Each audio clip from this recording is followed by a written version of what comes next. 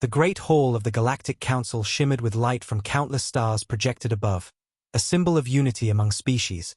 But today that unity was filled with laughter and mockery, for the subject of the meeting was Earth, a small blue planet on the edge of the galaxy, known for its farmers, its traders, its artists, and its endless wars with each other. The aliens considered humans amusing, but never dangerous. The reptilian general from the Dravic Empire slammed his claw against the table and declared that humans were primitive, a race of survivalists who only managed to live because bigger powers allowed them to. The room erupted with cold chuckles. The insectoid delegates clicked their mandibles in agreement, and the avian representatives ruffled their feathers, all speaking as if humanity was a child stumbling into an adult's war. They spoke of Earth as if it were an afterthought, an irrelevant world with nothing to offer, nothing to fear. Yet deep in the chamber, a single signal arrived, quiet but clear, a communication intercepted from Terran space. It carried only a few words: the Terran army has mobilized. At first, the councillors ignored it, brushing it aside like wind carrying dust. What kind of army could humans possibly muster? They had no great fleets like the Sci-Fi, no ancient technology like the Kalan, and no reputation like the feared Varkon mercenaries. Earth had been dismissed so many times that the very idea of them fielding a professional army was laughable. The laughter grew louder as alien generals compared humanity's ships to fishing vessels and their soldiers to farmers with sharpened sticks. One alien admiral joked that if humans truly mobilized, the council could defeat them in less than a single day. The chamber shook with cruel amusement. But not everyone was laughing. A few quiet observers watched the data on the intercepted transmission, noting the precision of the message, the clarity of its code, and the silence that followed. Professional militaries sent messages like that, not frightened amateurs. The council, however, carried on with its arrogance, planning how to carve Earth into protectorates once the humans made their foolish move. Alien leaders dreamed of Earth's oceans, its minerals, its fertile soil, and above all, its position at a vital trade route. To them, this was just the beginning of another conquest. But far away, in the void of space, something stirred. The first Terran fleet rose from the shadow of Earth's moon, massive warships gliding in formation, black steel gleaming with purpose. Their hulls bore no decoration, no vanity, only numbers and silent flags of Earth's nations united at last. Soldiers marched inside, their steps like thunder echoing through metal corridors, every man and woman trained not as an individual fighter, but as part of one living machine. This was not a militia, not a desperate defense. This was the Terran professional army. Centuries of chaos on Earth had forced humanity to become disciplined. Their history was soaked with wars, empires rising and falling, nations battling across oceans and skies. Humanity had always fought, but now for the first time, they fought together. Their experience had forged something no alien truly understood: unity through conflict. Back in the council chamber, another transmission arrived, this one carrying visual feeds. The laughter began to fade as the images lit up the room. Human warships stretched across the void, their formation perfect. Their engines silent like predators waiting to strike. Alien generals leaned forward, their eyes narrowing. What they saw was not a rabble of farmers, but fleets arranged with precision that rivaled the galaxy's oldest empires. A quiet murmur spread through the hall, though many still tried to hide their unease with mocking smiles. They whispered to one another, asking if this was some trick, some human attempt at bluffing. Yet deep down, a cold fear began to creep in. If this was real, then everything they thought about Earth was wrong. Suspense grew heavy in the chamber as one alien delegate demanded to know how humans built such ships without detection. Another asked why no spies had reported on their training. But no answers came. The humans had moved in silence, preparing for the moment they would finally be forced to show what they were. The council was unprepared for the possibility that Earth had been waiting, watching, learning from all the mistakes of the galaxy. As the feed ended, the final message appeared in bold Terran script. Translated into every alien tongue, it read simply, "We are ready." The words echoed in the silent chamber, and for the first time, the laughter stopped. The councillors exchanged uneasy glances, the mockery still on their lips, but no sound came out. Their arrogance had cracked. The first human fleet was out there, mobilized, disciplined, and waiting, and the galaxy had no idea what was about to arrive. The council chamber was silent after the first transmission ended. The laughter that once echoed through the vast hall now hung in the air like an old ghost. None of the alien delegates dared to speak first. their eyes fixed on the fading image of the Terran fleet. Some still tried to convince themselves that it was a clever illusion, a staged show by a desperate species seeking to look stronger than it really was. But beneath the surface, unease was spreading fast. The reptilian general who had mocked humanity earlier now gritted his sharp teeth, his tail flicking with agitation. He had seen fleets before, countless fleets. Yet something about the formation of the human warships unsettled him. Their silence, their order, the way they moved like predators waiting in the dark. Across the galaxy, the alien coalition began its preparations. They believed if they moved quickly and struck first, they could shatter the humans before Earth's so-called professional army truly revealed itself. Fleets from the Sci-Fi Empire, the Insectoid Swarm, and the Varkon mercenary clans rallied under one banner. Together, they outnumbered humanity 100 to 1. Their ships filled the void with glowing weapons and flashing signals of war. Alien soldiers laughed once more, not in mockery this time but in arrogance. They told themselves this battle would be short. They would descend on Earth, burn its skies, and strip the humans of their pride. The Council ordered them forward with confidence, believing that humans had only put together a facade of strength, a last desperate gamble before submission. But when the alien armada crossed into Terran space, they did not find chaos. They did not find uncoordinated defenses. They found silence. The humans did not scatter, did not retreat. They waited, patient and disciplined, as the coalition advanced. The first Terran fleet moved into position with flawless timing. Black warships spreading out across the stars in formations that seemed both simple and impossible, every vessel aligned, every engine burn measured. Not a single shot was fired too soon. The aliens had expected panic, but what they faced was control.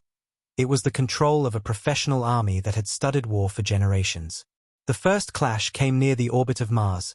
The alien fleet surged forward, weapons blazing, plasma bolts and energy lances lighting the void like storms. The humans held their formation, shields shimmering but unbroken. Then came the order, a calm human voice broadcast through encrypted signals: fire. In an instant, the Terran fleet erupted with precision, railguns thundered, kinetic rounds traveling faster than light tore through alien shields. Beams of energy cut with surgical accuracy. Every human strike landed exactly where it was meant to. Alien vessels that had stood proud only seconds before were ripped apart with terrifying efficiency. The coalition faltered, commanders shouting in confusion as their losses mounted far faster than they could comprehend. On the ground, alien soldiers finally saw the Terran army itself. Human soldiers marched in perfect ranks, their armor matte black, their visors glowing with cold light, every step synchronized. They moved like a single living entity. No panic, no hesitation, only discipline. The aliens had thought of humans as weak flesh easily broken. But now they saw warriors trained in unity, men and women who did not fight for glory, but for duty. Each squad moved with purpose, covering one another with flawless precision. The insectoid soldiers who had expected to overwhelm them with numbers instead found themselves cut down by coordinated fire. The humans fought as though they had rehearsed every step, every angle, every breath.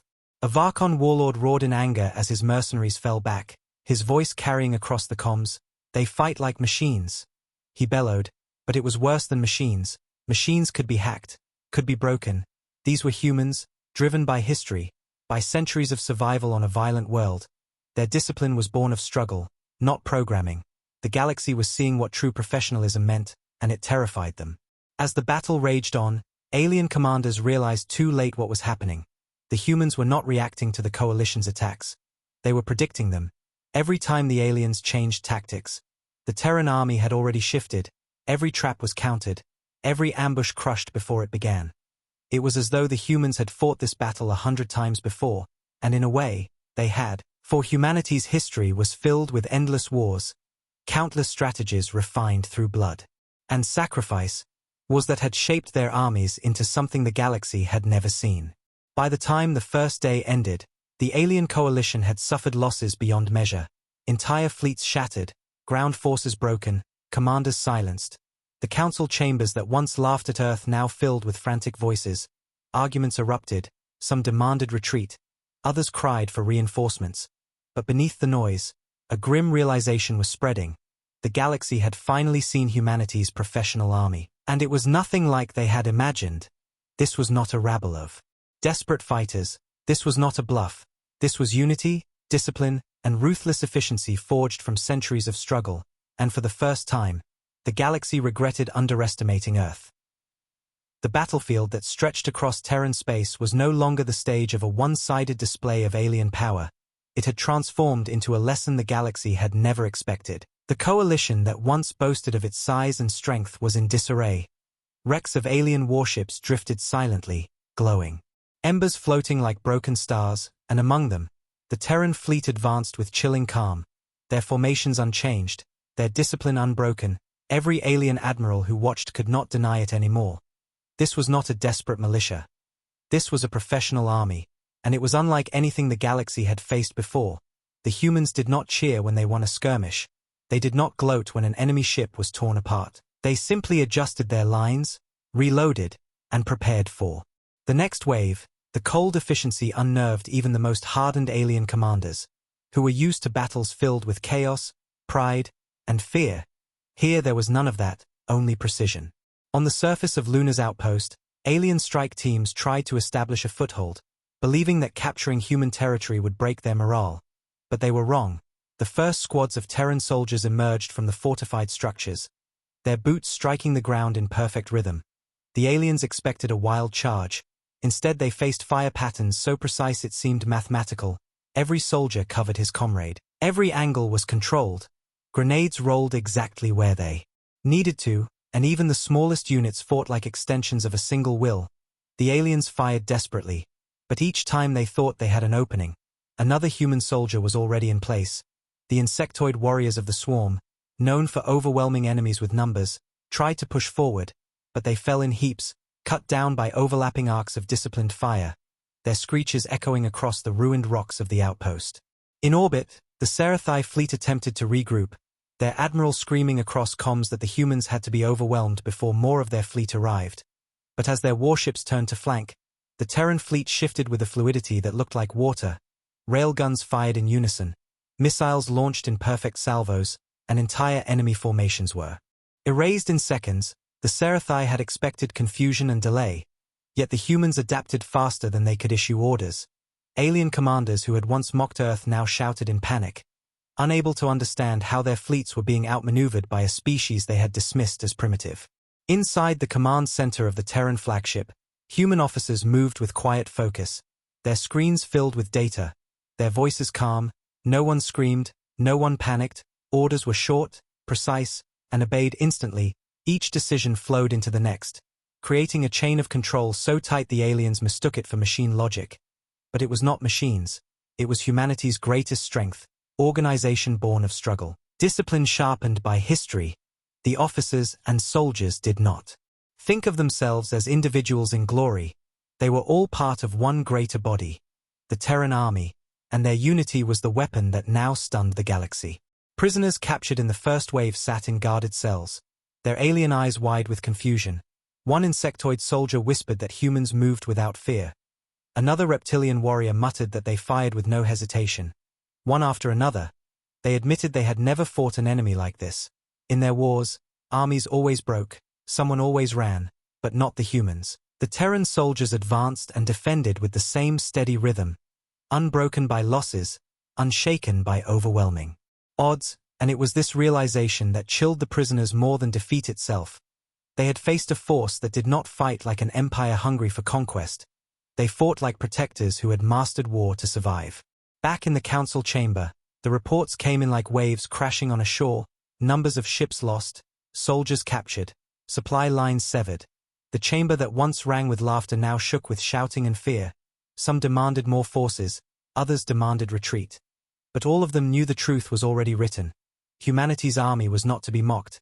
It was to be feared. An elder delegate from the avian races, his feathers trembling, whispered what many were already thinking. They have done this before. His voice carried across the chamber. They have fought endless wars on their own world, wars that shaped them, and now they bring that discipline to us. Silence followed, heavy and cold. For it was true, Earth's long and brutal history had forged soldiers who understood war in ways the galaxy had forgotten. As the Terran army pushed forward, the galaxy began to see the full scale of what it faced. Every time an alien coalition planned a counterattack, the humans were already there, Every time they tried to retreat, humans cut their path. Their strategy was not flashy. It was not fueled by pride. It was cold, deliberate, and unstoppable. The galaxy realized too late that they had awoken something ancient and powerful. A force forged not by technology alone, but by survival, unity, and sacrifice. And as more fleets mobilized, as more soldiers stepped into formation, it became clear that the mockery was over. The truth was undeniable. The Terran professional army had revealed itself, and the galaxy would never forget the day it first stood against humanity and began to regret it.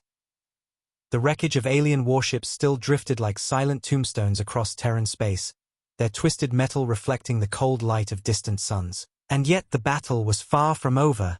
The alien coalition refused to admit defeat. In their pride and fear, they gathered the largest wave yet, fleets stretching so wide that their shadows blotted out the stars. Commanders swore this final push would crush the Terrans. They promised the Council that humanity's so-called professional army would finally break under overwhelming force. But behind those promises was doubt. The memory of perfect Terran formations still haunted their minds. The fear of soldiers who never faltered lingered in their thoughts.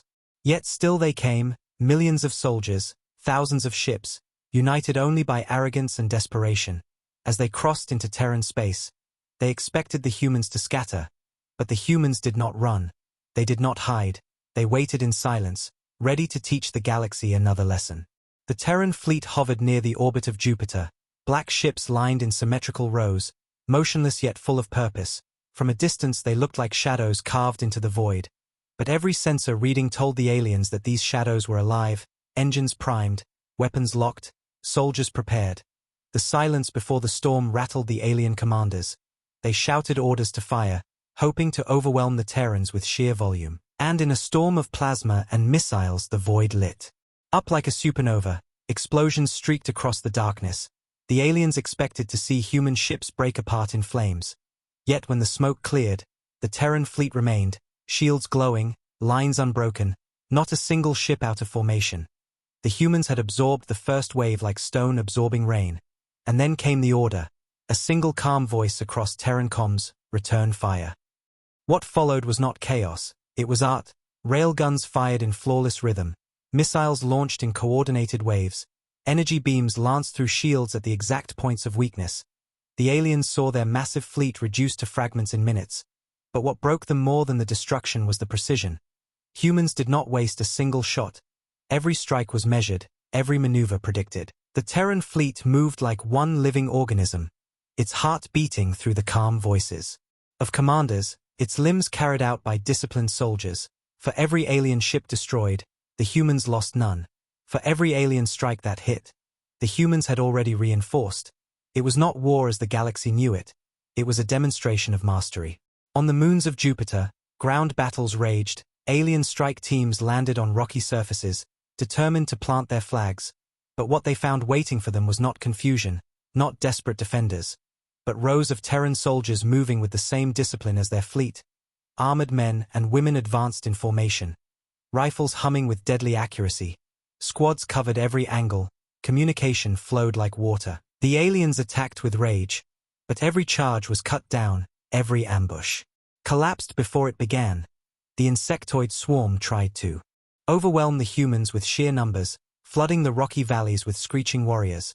But the Terrans held their ground, fire patterns weaving into walls of death, grenades rolling with exact timing. The swarm never reached the lines. They were torn apart before they could touch the enemy, their courage drowned by the cold efficiency of humanity's unity. A reptilian warlord aboard his flagship screamed into his comms, demanding his soldiers push harder, demanding his ships press forward. But all around him he saw his fleet collapsing. He saw his warriors retreating in fear. His pride told him it was impossible. But his instincts whispered the truth. These humans were different. They did not break. They did not falter. They did not fear. They fought with a discipline that the galaxy had forgotten. His roar of rage turned into silence when his flagship trembled under Terran fire, railgun rounds tearing through its hull. The screen went black, and with it another piece of the coalition's will to fight shattered. Inside the Terran command ship, officers worked in silence, screens flashing with data, voices calm and steady. They tracked every alien movement, every shift in formation, predicting them before they happened. A young officer reported an alien attempt at a flank. The commander simply nodded and adjusted. The humans did not celebrate. They did not gloat. They executed their plan with the same cold professionalism that now terrified the galaxy. They fought not for conquest, but for survival, not for pride, but for unity, and that purpose made them unstoppable. By the time the battle reached its height, the alien coalition had lost half its strength. Commanders argued whether to retreat or continue. Some screamed for reinforcements. Others demanded surrender. But no one could deny what was happening. The galaxy was seeing its strongest fleets crumble before a species they had once called primitive. Regret seeped into every corner of the council chambers as they watched live feeds of Terran soldiers advancing. Terran fleets dismantling their might. The truth was undeniable now. The humans had not only matched them, they had surpassed them. Their professional army was something the galaxy had never faced, something it was unprepared for, and something it would never forget.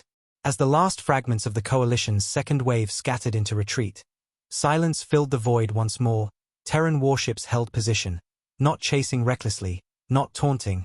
They remained in formation, waiting, their discipline unbroken, their message clear. Earth would not bow, Earth would not break, and the galaxy would regret the day it chose to mock the Terran army. The smoke of battle still hung in Terran space, drifting wreckage forming silent graveyards of alien arrogance.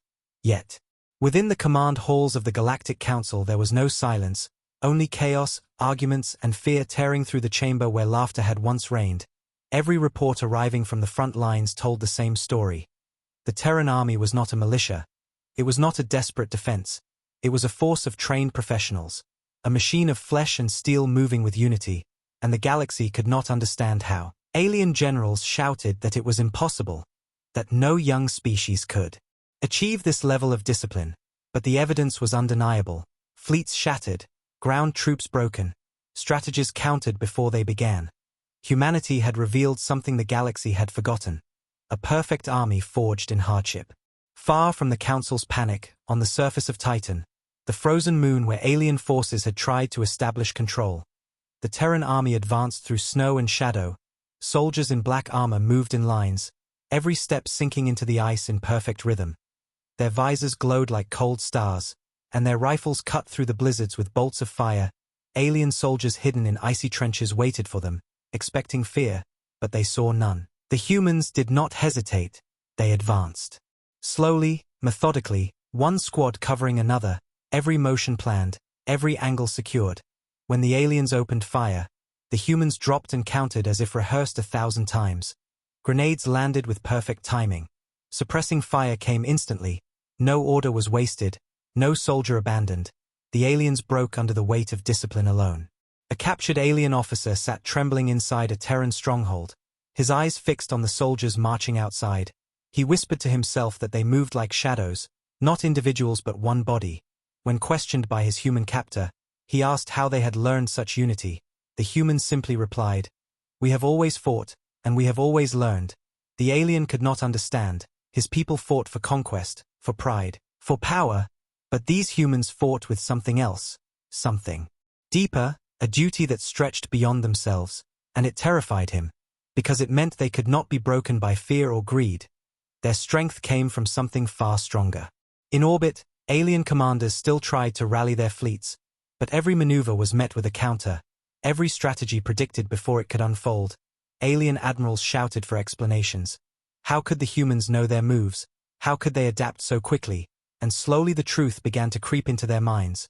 Humanity had spent thousands of years fighting themselves, endless wars across continents, oceans, skies, and stars. They had studied war in ways no alien empire ever had. They had tested every strategy, every weapon, every formation. Their history was a battlefield, and from that chaos they had forged order. Now that order stood before the galaxy in the form of a professional army that no one could match. Back in the council chamber, an elder delegate of the avian races rose with trembling wings, his voice quiet yet cutting through the shouting. "They are not like us," he said. "They do not fight for greed. They do not fight for dominance. They fight because they must, and that makes them unstoppable." The chamber grew quiet, for deep down, all of them knew it was true. The Terran army was not the strongest because of its weapons, but because of its will, a will forged in survival, a will that No alien force could bend. Meanwhile, on the battlefield, the discipline of humanity became clearer with every clash. When a Terran squad lost a soldier, the formation did not crumble. Another filled the gap instantly. When alien war beasts charged their lines, humans redirected fire with precision, cutting them down in seconds. When alien fleets tried to encircle, the Terran fleet adjusted like a shifting wall, their ships sliding into perfect arcs, their guns firing in patterns that dismantled entire formations. It was not rage that drove them, not chaos, but calm purpose, and that calm was more frightening than fury, for it meant they could fight endlessly without breaking. An alien general watching the battle from afar whispered to his staff, "They are not soldiers, they are history itself, marching as one." His words spread through his ranks, planting fear deeper than any weapon could, because every alien soldier realized they were not just facing humans, they were facing centuries of war carried in their blood, perfected into discipline. And it was this realization that made even the most fearless hesitate, for how could they defeat a species that had already fought every kind of war imaginable? By the end of the 5th day of fighting, the alien coalition's numbers were still vast, but their spirit was shattered. Their soldiers fought without confidence. Their commanders issued orders without belief, and every step of the way, the Terran army pressed forward, unbroken. Their silence more powerful than any roar of victory. The galaxy had finally begun to see the truth. Humanity did not win battles with numbers, they won with unity, with discipline, with the unshakable bond of a professional army, and for the first time, the Council felt true regret, for in their arrogance they had mocked Earth, and now they understood the price of underestimating humanity. The war stretched across the stars like a fire no one could extinguish, but what burned brightest was not the destruction, it was the fear. Word of the Terran army's discipline spread faster than any fleet, carried by terrified survivors, whispered in alien marketplaces, repeated in the shadowed halls of rulers who once mocked Earth. Across the galaxy, the story was the same. Fleets that had outnumbered the humans had been dismantled. Armies that had expected an easy victory were erased, and the professional army of Earth moved forward without slowing. No one could stop them, and worse, no one could understand how to fight them. For every alien empire knew chaos, new pride, new conquest, but none knew the silence and unity of humans. None knew the strength of soldiers who fought not for power but for survival, and that silence was now haunting every corner of the galaxy. On the world of Kalan Prime, a gathering of alien civilians stood in a crowded plaza as a scarred warrior told his tale. He had been part of the Coalition's second wave. He had seen the Terran army up close, and his voice trembled as he described their black armor, their perfect formations, their eyes that seemed empty of fear. "They do not fight for themselves," he whispered, "they fight for each other, and that makes them impossible to break." The crowd murmured in dread, the story spreading like wildfire, fear twisting into rumor, rumor twisting into prophecy. Some claimed that human soldiers never slept, that their warships were ghosts of metal, that no weapon could pierce their unity, and though exaggerated, the truth beneath the fear was undeniable. The galaxy was terrified. In the council chambers, panic replaced arrogance. Delegates who once mocked Earth now demanded peace. Their voices shaking, they whispered of sending envoys, of offering treaties, of conceding territory. Yet others shouted that surrendering to humans would mean humiliation. They argued that if the council bowed now, Earth would rise above them all. Their words carried desperation. But beneath it all was a truth none dared to speak aloud. Humanity had already risen.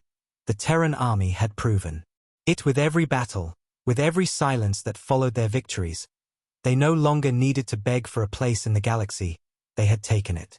Meanwhile, in Terran-controlled space, the soldiers pressed forward without pause, capturing outposts, dismantling enemy fortresses, moving with the same precision that had defined every step of their campaign. Alien commanders tried new tactics, surprise strikes, feigned retreats, guerrilla warfare, but none succeeded.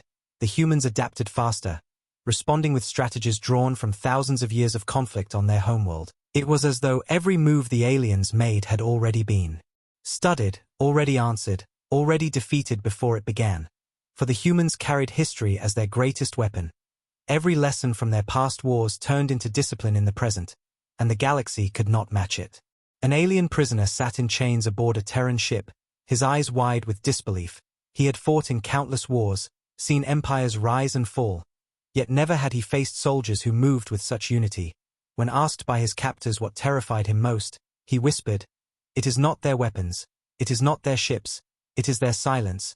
They kill without rage, they march without hesitation, they win without pride, and that silence follows you even in dreams." His words spread among other captives, and even the guards who listened felt the weight of them, for they knew he was right. The silence of discipline was louder than any victory cry. On alien worlds far from the front, fear became law, young recruits refused to enlist, veterans refused to return. Entire planets whispered rebellions against the Council, asking why they had provoked Earth, why they had mocked a species that had now humbled them. Merchants raised prices on weapons.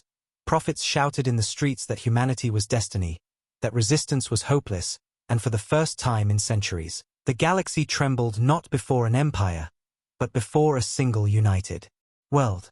Inside the command chambers of the Terran flagship, the officers remained calm, their eyes fixed on maps of advancing lines. They did not celebrate, they did not boast, they simply executed their duty. Reports came of alien worlds sending secret envoys, begging for peace, offering resources, swearing loyalty. But humanity's leaders answered with the same calm that had guided their armies. "Peace will come," they said. But only after respect is earned, and respect was being written in fire across the stars. By the end of the campaign's 6th phase, the galaxy was no longer laughing, it was no longer mocking, it was regretting. Alien leaders gathered in secret, their voices trembling as they whispered of terms, of surrender, of desperate bargains to stop the humans. But none could deny the truth. The Terran army had become something more than an enemy. It had become a shadow cast across every world, a reminder of discipline, unity, and survival. And as Terran warships advanced deeper into enemy space, the galaxy realized the whispers of fear would not fade, for the silence of humanity's professional army was louder than any empire's roar, and the regret of underestimating them would echo forever. The galaxy was cornered. The whispers of fear that spread across alien worlds had now grown into roars of desperation. The Galactic Council could no longer deny the truth. Humanity's professional army was breaking them piece by piece. Yet pride was a poison they could not swallow, and so they planned one last stand, a gathering of fleets so vast it blotted out the stars. Every empire, every mercenary, every reluctant ally was called. Millions of soldiers filled ships, billions of credits poured into weapons. The Council told itself this would be the end of Earth's defiance. They called it the final strike, the battle that would remind the galaxy who ruled. But behind the speeches, behind the roars, every commander, every soldier carried the same thought. They were afraid, afraid. Because every battle so far had ended in humiliation. Afraid because the humans had fought like no enemy they had ever known. And afraid because in their hearts they knew this might be their last chance. The coalition fleet stretched across the void like a living wall, a line of fire and metal stretching from one star to another. Their numbers dwarfed anything humanity could muster. Their war drums pounded through transmissions. Their leaders shouted threats of extermination. But in the silence of Terran space, the humans prepared. The professional army did not roar, did not boast, they simply moved into formation. Ships sliding into arcs with perfect precision. Soldiers marching into positions. With the same calm as before, their silence was heavier than any battle cry. It unsettled even the most hardened alien warlords. One muttered to his crew, "Why do they not speak? Why do they not threaten?" But no answer came, only the sight of Terran warships waiting in the dark. When the first shot was fired, it was the aliens who broke the silence. A storm of plasma, missiles, beams, and fire rained across the void. Thousands of human ships vanished under the blinding assault. Or so the aliens thought. When the light cleared, the Terran fleet was still there, shields glowing, lines unbroken, and then came the reply, railguns fired in deadly rhythm, missiles streaked in calculated waves, beams cut through shields with surgical accuracy. The aliens expected chaos. But what they saw was a dance of destruction. The humans moved as if every step had been rehearsed, ships sliding like chess pieces across the board of war, their formations bending but never breaking, their strikes landing with impossible precision, entire wings of alien ships erased in seconds. On the surface of Europa, where the coalition attempted a ground invasion to distract the humans, the Terran army answered with the same discipline. Black-armored soldiers emerged from the ice tunnels, their visors glowing in the blizzard. Squads moved in perfect lines, covering one another without a word. Their rifles hummed in coordinated patterns, every shot cutting down alien attackers with cold efficiency. The insectoid swarm tried to rush them, believing numbers would overwhelm. But every gap was filled, every angle covered. The humans fought like walls of steel, every squad an unbreakable fortress. The aliens screamed, charged, died, and the lines of Terran soldiers never bent. Back in orbit, alien admirals shouted into their comms, demanding reinforcements, demanding explanations. But all they received were reports of failure. The Terran fleet had countered every trap, dismantled every ambush, predicted every move. It was as though humanity had fought this exact war 1,000 times. And in a way, they had. Their history had prepared them, centuries of wars, of strategies tested in blood, of mistakes carved into memory. And now that history had been unleashed, an army perfected not by empire, but by survival, the galaxy had no answer. On the Council's observation decks, leaders watched in horror as the largest fleet they had ever assembled crumbled. Their monitors filled with images of burning ships, retreating soldiers, shattered lines. Their voices cracked as they screamed for explanations. But none came. All they could see was the calm advance of Terran warships, the steady march of Terran soldiers, the silence of a professional army that refused to break, and for the first time in centuries, the galaxy's greatest powers felt helpless. A Varkon warlord, once the most feared mercenary in the galaxy, fell to his knees in his flagship, his voice broken as he admitted the truth to his lieutenants. They do not fight like us. They fight like something greater, something we cannot stop. His words spread like a disease through the coalition. Soldiers abandoned their posts, ships broke formation, fear spreading faster than orders. The galaxy's final stand was collapsing not just under Terran fire, but under the weight of discipline. It could not match. As the battle reached its end, the void was filled with wreckage, the stars hidden behind burning ships. The silence of Terran comms remained unbroken. Not a cheer, not a roar, only calm voices giving orders: advance, hold the line, secure the sector. And with each command obeyed instantly, the coalition dissolved further. Their last great fleet scattered into ruin, their pride shattered along with their ships, and the galaxy's desperate hope turned into bitter regret. When the last alien flagship fell silent, the Terran fleet did not chase the retreating survivors. They held their formation, motionless, united, their silence declaring louder than any speech. Humanity had faced the galaxy's largest army and had not faltered. Their professional army had proven itself unstoppable, and the galaxy, in its pride, had only brought itself to ruin. The Council, once so confident, now stared at their own failure, their regret heavy as iron. For in mocking Earth they had awakened something far stronger than they ever imagined, and that strength now stood above them all. The fires of battle slowly dimmed, leaving behind a galaxy in ruins. The largest coalition ever assembled had been shattered, its fleets scattered across the void like broken glass, its armies crushed beneath the iron discipline of the Terran army. Where once alien warlords had boasted of quick victories, now they hid in silence. Where the Council had laughed at Earth, now its grand chamber was filled with whispers of fear and regret. The monitors still replayed the final moments of the great battle, Terran ships holding formation even as the galaxy's mightiest fleets collapsed, human soldiers advancing with unshakable calm as alien armies fled before them. It was a sight none could erase, a memory carved into the minds of every ruler, every citizen, every soldier who had doubted humanity. For the galaxy had mocked Earth, and in doing so, it had awakened a force far greater than it had ever known. The Council convened in desperation, its once proud delegates now broken shadows of themselves. Voices cracked as they argued. Some demanded immediate surrender, others whispered of treaties. A few stubborn ones still cried for revenge. But none could hide the tremor in their words. They had seen the Terran army in action, and they knew there was no weapon, no fleet, no strategy that could overcome it. At last, the elder delegate of the avian races stood, his feathers dull with age, and said what none wanted to admit: we laughed at them, we dismissed them, and now we regret it. For we have seen what humanity truly is, and we cannot undo it. Silence followed, heavy as stone. For in those words was the truth.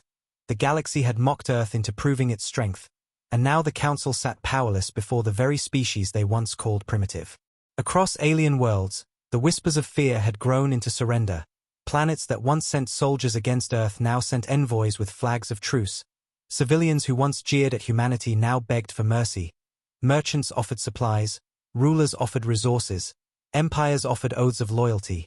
The galaxy was bending, not because humanity demanded it with words, but because humanity had already claimed it with action. Every destroyed fleet, every broken army, every silent Terran advance had spoken louder than any declaration. The message was clear: Earth would not kneel, Earth would not break, Earth would stand, and the galaxy had no choice but to accept it. On the surface of Europa, where the Coalition had once tried to plant its banner, Terran soldiers stood at ease, their black armor glistening with frost, their rifles slung across their backs. They did not cheer their victory, they did not revel in triumph, they stood in silence, their discipline unbroken. For to them this was not the end of war. This was simply their duty. Alien prisoners stared at them with wide eyes, whispering among themselves that humans were not conquerors, they were guardians forged in fire. They fought not for dominance, but for survival, and that truth cut deeper than any blade. For it meant humanity could not be corrupted by the same arrogance that had brought the galaxy to ruin. They were something else, something stronger. Within the command decks of the Terran fleet, officers moved with the same calm as before, their voices steady as they reported sectors secured, fleets accounted for, casualties noted. No one raised their voice, no one claimed glory. Their silence was their victory, their discipline their pride. Humanity's leaders spoke to their soldiers only once, a simple message broadcast across every channel. You have shown the galaxy who we are, and you have done it with honor. And with that, silence returned, for the Terran army did not need parades. Their proof had already been written in the stars. In the weeks that followed, the galaxy reshaped itself, alliances crumbled, new treaties were signed, and at the center of every negotiation stood humanity. No longer the child on the edge of the galaxy. No longer the farmers and traders mocked by arrogant empires. They were now recognized as equals, and more than equals. They were feared. The very mention of the Terran army silenced council halls. Their black ships passing through the void drew stares of awe and dread, their soldiers marching in perfect formation struck silence into entire crowds. The galaxy had learned its lesson, and it would never forget it. But among the humans there was no arrogance, no prideful speeches. The Terran army did not march to dominate, it marched to endure. For every soldier knew why they fought, not for themselves, not for power, but for the survival of their species, for the protection of their world, for the unity of their people. That was what the galaxy could never understand, and that was why it had lost. Because no alien army could match the discipline of a species that had turned centuries of chaos into perfect unity. No empire could rival a force that fought with the weight of history behind it. And no coalition could defeat an army that fought not for conquest, but for the right to live free. In the end, the galaxy's regret was total. Every empire knew it. Every soldier admitted it. They had underestimated Earth. They had mocked its people. They had dismissed its strength. And now they lived with the memory of what they had unleashed. The moment they had faced humanity's professional army and discovered too late that it was a force beyond anything they could endure. And though the stars would shine the same, though empires would rebuild, the shadow of that regret would linger. Forever, carved into the history of the galaxy. The day they mocked Earth, and the day humanity rose to stand above them all.